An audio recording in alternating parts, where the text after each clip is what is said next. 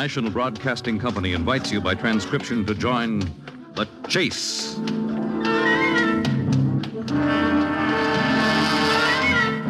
There is always the hunter and the hunted, the pursuer and the pursued. It may be the voice of authority, or a race with death and destruction, the most relentless of the hunters. There are times when laughter is heard as counterpoint, and moments when sheer terror is the theme.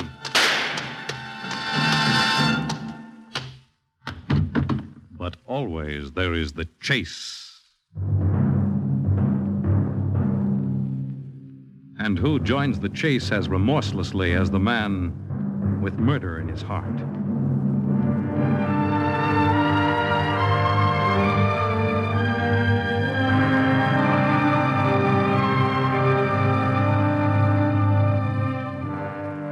I record these events in my diary as they occurred, as a purge to my conscience, perhaps. But when it all began so many months ago, no man felt less beholden to his conscience than Gilbert Fox. It was on a grey November day in London that I decided to murder Frank Pickett. The name wasn't even known to me that morning as I awoke, bathed and dressed as usual, before leaving for my shop on Savile Row. But at 8:45, as I joined my wife Lavinia for breakfast in our flat, Frank Pickett became the one man on earth I hated and despised enough to kill.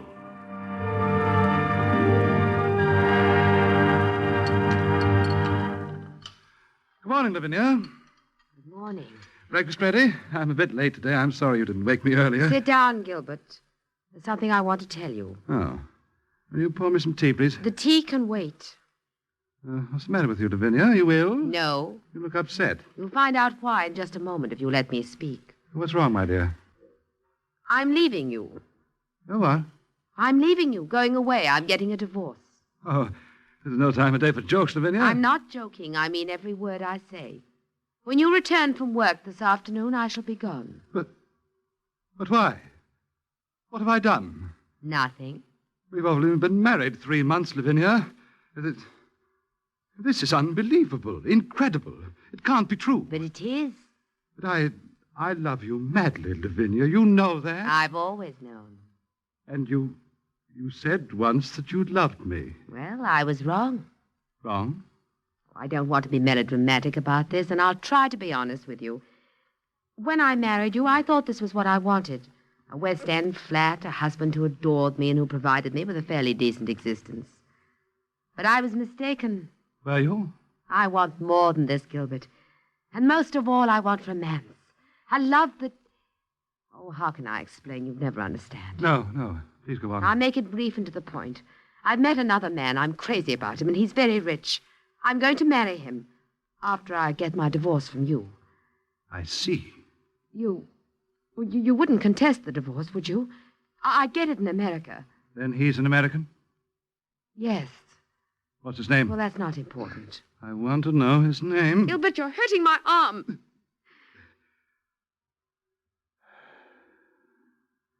When are you leaving? In about an hour. And I won't see you again? No. You still won't tell me who the man is? Of course not. Very well, Lavinia. Goodbye. You're going? I'm late for the shop, as it is. I'll only take my personal things. Everything else is yours, Gilbert. Everything else? What have I left? After you're gone. Gilbert. Goodbye, Lavinia. And good luck with your new romance.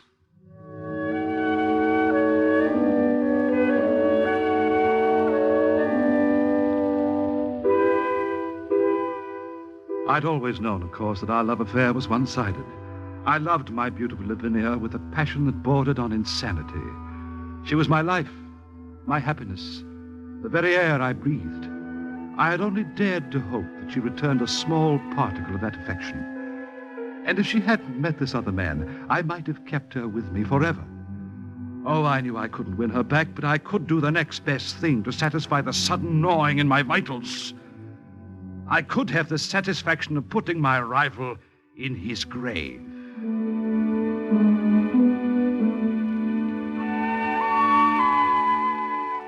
When I left our flat, I stepped outside and waited across the street. An hour later, Lavinia emerged holding a suitcase and hailed a cab.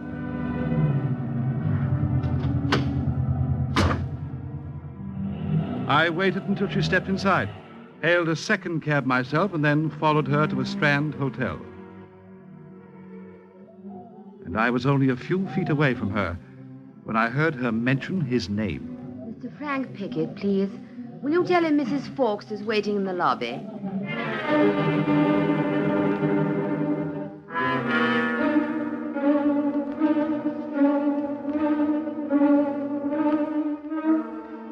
For a moment, my blood rose, and my mouth grew dry and hot.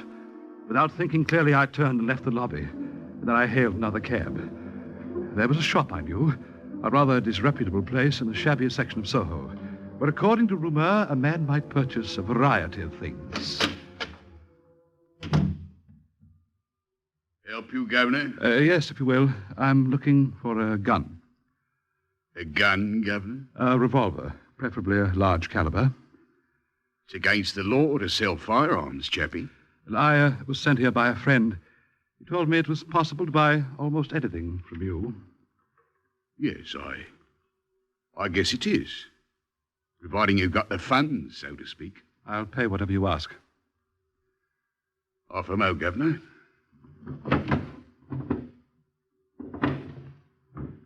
Now, here's a beauty. Italian make. And guaranteed. Guaranteed to what? To please, Governor. I don't know what you've got in mind, and I don't want to hear about it. But if it's workmanship you're looking for, this Beretta's your job. How much?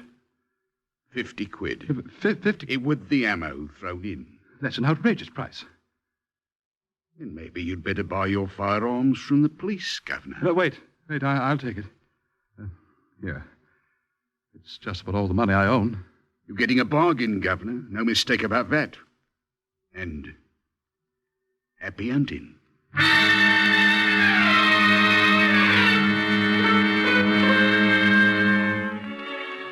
I returned immediately to Frank Pickett's hotel with a revolver heavy in my pocket. I had no plan in mind except to meet him face to face and blow the top of his skull clear off his rotten head.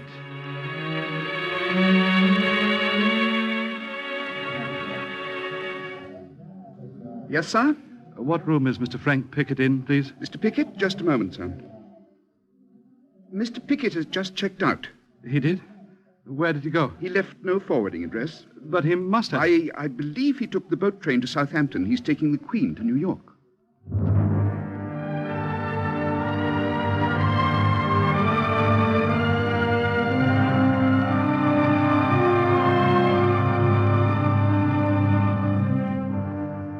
The next train to Southampton was 2 hours later, and as I paced the station platform, my seething, unreasonable hatred was matched only by my sense of frustration at having missed him.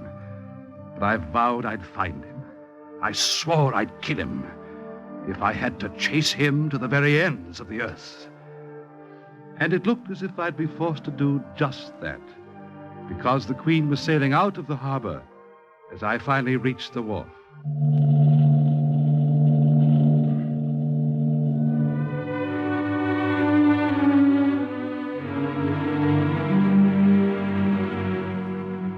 That was 5 years ago, and I lived those 5 years like a man sealed up in a cave. I worked, I ate, I slept mechanically. I did these things while I waited for the chance to soothe my wounded pride. And while I waited, my mind grew more and more cunning. I saw how foolish my first impulse had been, to meet him head on with a gun in my hand and a noose hanging over my head. There were other ways to skin this cat, and I studied them carefully. Miss? Yes? I'm looking for a book in the library catalog. Perhaps you can help me. What is the title, please? The most famous murder trials in history. Let me see. That would be under M for murder. Here we are. The catalog number is 37X6. You'll find it on the last shelf over there, in the corner. Oh, thank you. I'll find it.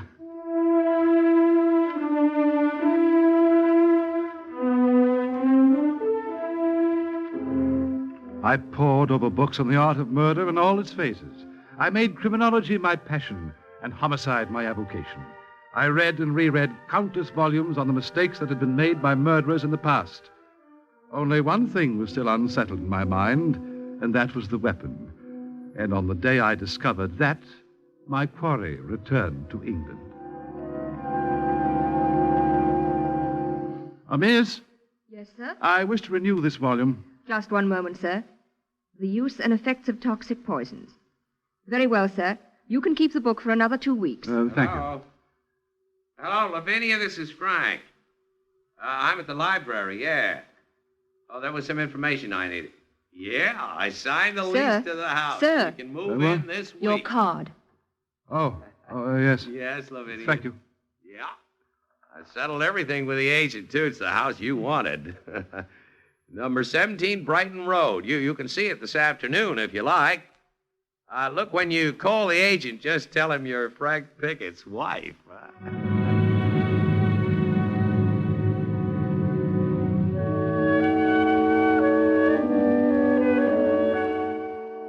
He was at an open-pay telephone. A big man with a rather handsome face. He must have been about 45. It was an incredible coincidence, and yet somehow I always knew it would happen. I'd been notified of our divorce almost 5 years before, and I'd received Lavinia's final note saying they intended to live in America for good. But I knew I'd get my chance. I was sure of it. And now Pickett had fallen right into my hands like an overripe plum.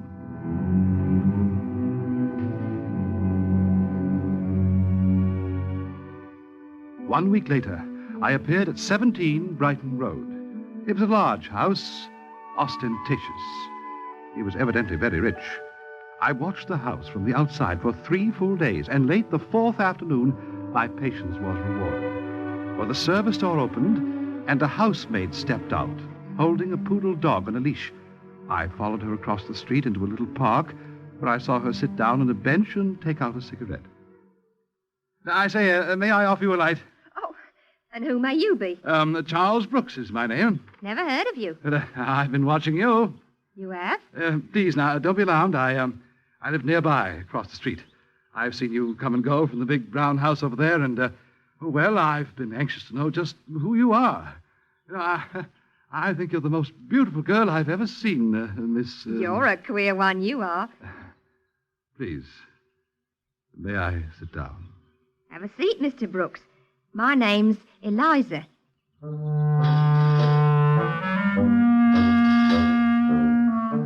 She was stupid and vain, and she suited my plans to perfection. I was careful when I met her, knowing that Lavinia could recognize me. But within a week, I knew as much about Pickett's daily routine as he knew himself. And I was finding Eliza a very helpful, if innocent, accomplice. I can spend the rest of the afternoon with you, Charlie. The missus is going away. Is she? Where? She's taken 2 weeks in Paris to do some shopping. She's the lucky one, all right. Married to a man with £1 million.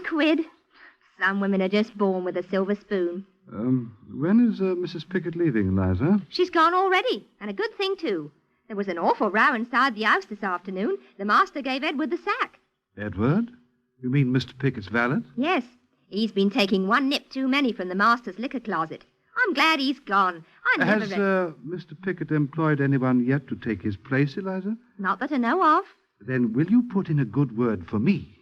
You? Yes, I'd like the job. But you told me you were a clerk, not a gentleman's gentleman, Charlie. I can do both, Eliza. And besides, I'll be closer to you. Is that why you want the job, Charlie? Of course. You're sweet, lovey. All right. I'll put in a word for you as soon as I go back. I'll tell Mr. Pickett you're my cousin. He likes me, I think, and it ought to clinch it for you, Charlie. You've no idea how much this means to me. Thank you. From the bottom of my heart.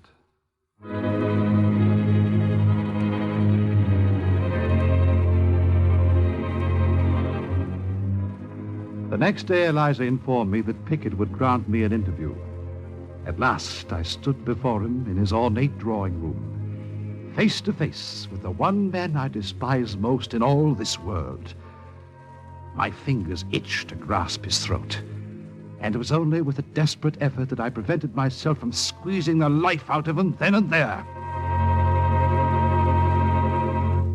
Oh, yes. Your name Brooks? Yes, sir. Yes, Liza told me you were looking for a position as a valet. I am, sir. I've been a gentleman's gentleman for the past 10 years. Mm-hmm. And I can say, sir, in all modesty, that my references are more than satisfactory. Well, what are they? I have written references in my quarters, Mr. Pickett, from the Earl of Halstead, for whom I worked during the war. Oh, that's so. And before that time, I was employed by the Duke of Sandrews and the Marquis. Okay, well, that's all right. I'm convinced. What salary do you want, What salary do you offer, Mr. Pickett? Well, I'll give you $45. That's 15 pounds a week. Is that all right? You're bored, of course. That is eminently satisfactory, Mr. Pickett. When shall I start, sir? Now.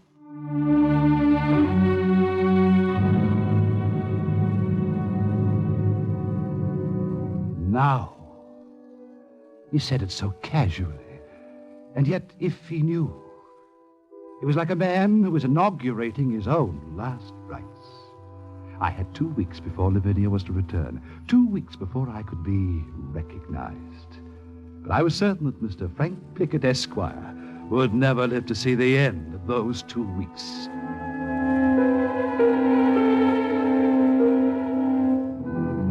My plan was simple. In my years of research, I had discovered a toxic poison which was completely soluble in any liquid, and it was also tasteless. Moreover, its effect was rapid. And in any medical examination that did not involve a complete post-mortem, the primary cause of death appeared to be acute heart failure. My only problem would be to get it into his food in some way. And there was always my stupid, ostrich-faced Eliza to unwittingly help me on that score. Evening, Eliza. Oh, it's you, Charlie. Is the master eating upstairs tonight? He's not feeling too well, and I'm taking this tray of food up to him. Now, out of my way, if you please. I'm in a hurry. No, Eliza, that's not very nice. Isn't it? Well, why are you being so short with me? Why? You're asking why? After the way you've been treating me? Since you got this job, you've been avoiding me like the plague. And I've got me pride, I'll have you know. Now, put down that tray. I want to talk to you. The master's waiting. Eliza, put it down. Well, Now then, look at me. I won't. Come along now. Turn that pretty face of yours and look into my eyes. Oh, Charlie. When you kiss me like that, Charlie, I could almost die. My dear, so could I. All right. Now, out of me way. The master's waiting for his dinner. Oh, yes, bring it up to him, Eliza. And be careful with the tray. Don't drop it.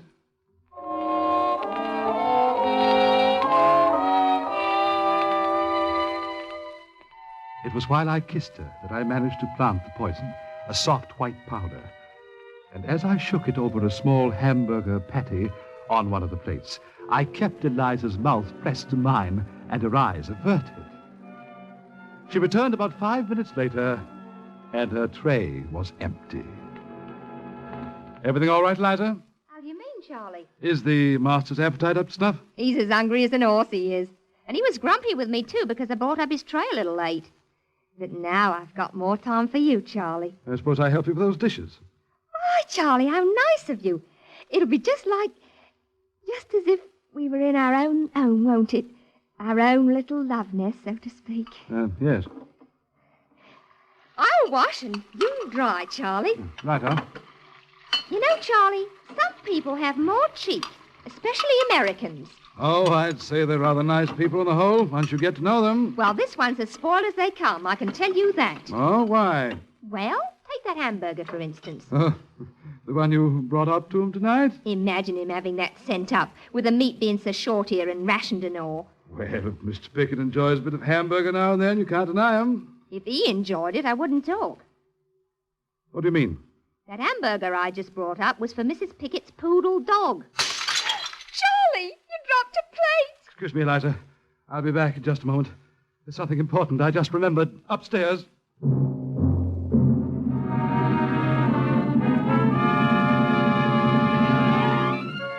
I raced up the staircase 3 at a time, with my heart beating like a trip hammer and my head in a whirl.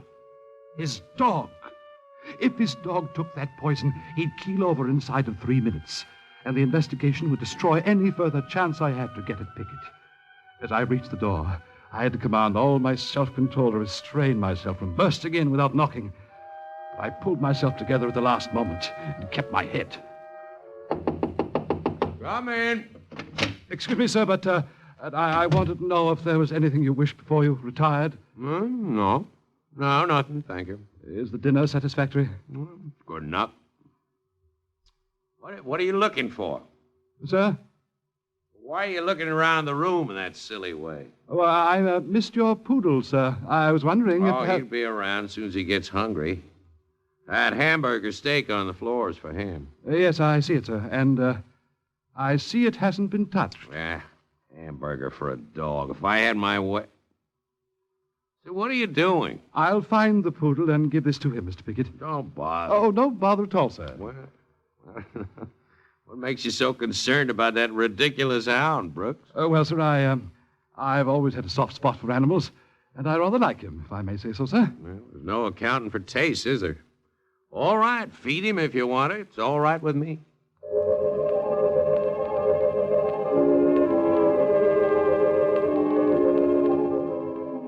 My luck stayed with me, and as I dumped the poison mess into the garbage, I breathed a sigh of relief.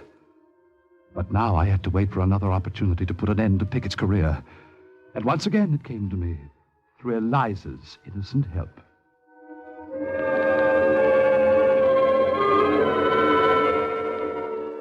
A package was delivered on the following day from a confectioner's downtown. It was a chocolate assortment, and as I unwrapped the package, I realized that my second chance had come. What you doing, Charlie? I'm just unwrapping this package. It arrived a few minutes ago. Oh, chocolate. Yes, He's got a sweet tooth, that one. the chocolates are for Mr. Pickett. Naturally. I thought they might have been for his wife. He likes to eat candy when he reads in bed, just before he turns in for the night. I do too, but I've got to keep an eye on my figure. And a lovely figure it is, Eliza. You think so? Decidedly. You certainly talk like a toff, you do. But I like it, Charlie. You sound like a real gentleman. What shall we do with these chocolates, Eliza? I'd like to sink my teeth in them, that's what. But the best thing to do is to leave them on the night table next to his bed. I'll put them there myself. Is he coming home for dinner this evening? No, he's dining out, he said. But I expect he'll be back pretty early. The mistress is coming home. She is? When? This evening. How do you know? She phoned this afternoon while you were gone. I heard him speak to her. She got tired of Paris, I guess. She'll be back by 9, she said. 9? And it's 7 now.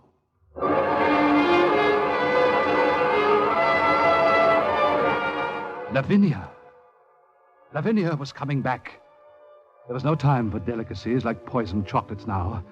I had to act, and to act fast. I stepped over to the liquor closet and opened the bar. The highball glasses caught my eye, so I slipped a heavy dose of the poison powder into the nearest glass, and then closed the bar. And then I waited, as the minutes ticked by, for Frank Pickett to return and drink a toast to his own demise. Good evening, Mr. Pickett. Oh, good evening, Brooks. Your coat, sir. Yeah. Would you like a drink, sir? No, I don't think so, thanks. Whiskey and soda, perhaps, sir? No, I don't. Well, all right. Yeah, I think I could use one. I'll make it myself. Well, allow me, sir. Say when, sir. That's enough. That's enough. Very good, sir. Oh, look, that must be Mrs. Pickett. Answer the door, Brooks, will you? The door, sir? Yeah. Why are you standing there like an idiot? Let my wife in. Of course, Mr. Pickett.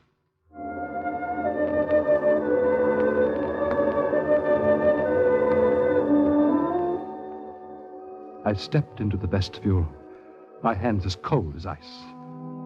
Once Lavinia caught sight of me, the game was over. I placed my hand on the knob, turned it, and quickly stepped behind the door, out of sight as it opened.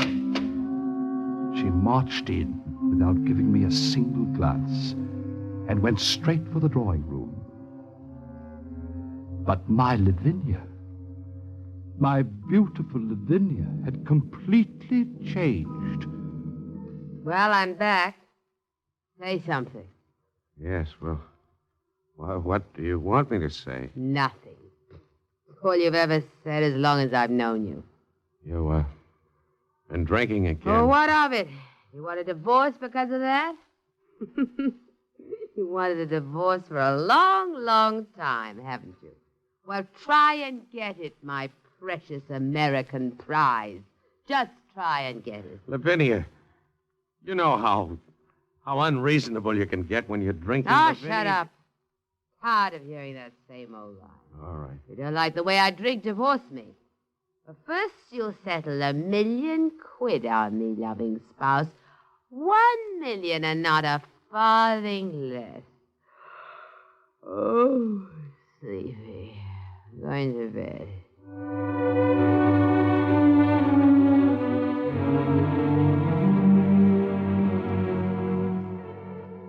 As I looked at her and listened, something happened to me.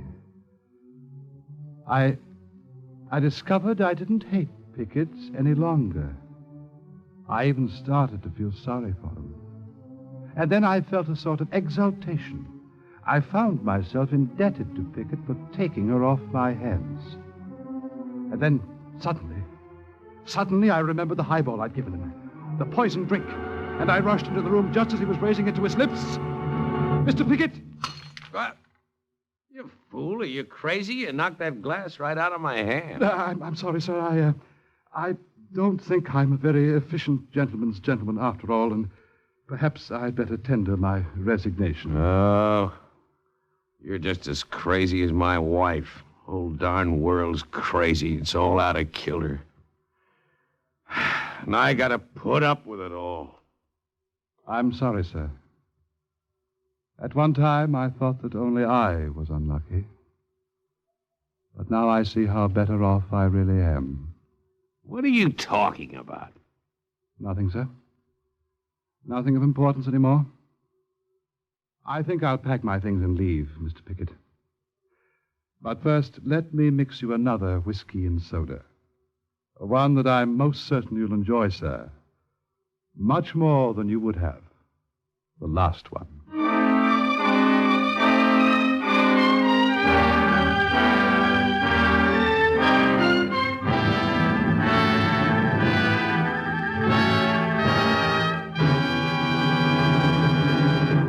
In the animal world, there is the hunter and the hunted, hound and fox, hawk and sparrow, cat and mouse. We in the topmost species have also joined the hunt. But who is to judge precisely which of us are hounds or foxes as we enter the chase?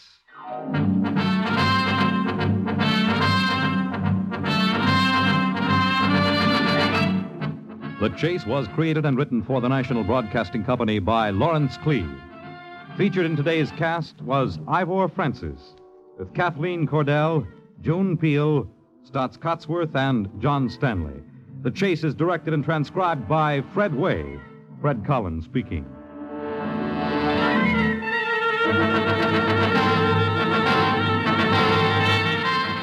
Next week, greed and ambition become the driving forces when the sound of murder is heard on The Chase.